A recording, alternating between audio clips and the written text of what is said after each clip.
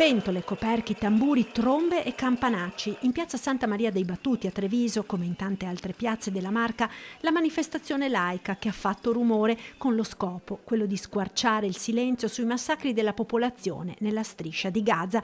Numerosi cittadini senza simboli di partito, con le bandiere della pace e della Palestina, hanno raccolto l'appello.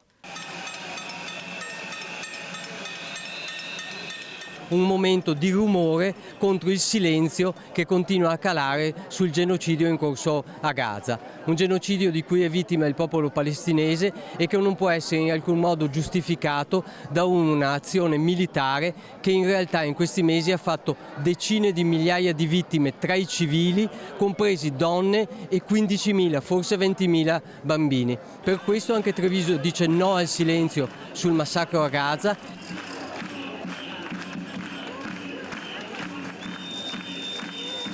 È partecipata doverosamente, nonostante il tempo, nonostante la domenica, e siamo qui appunto per fare rumore e per ricordare quello che sta accadendo in Palestina, un genocidio.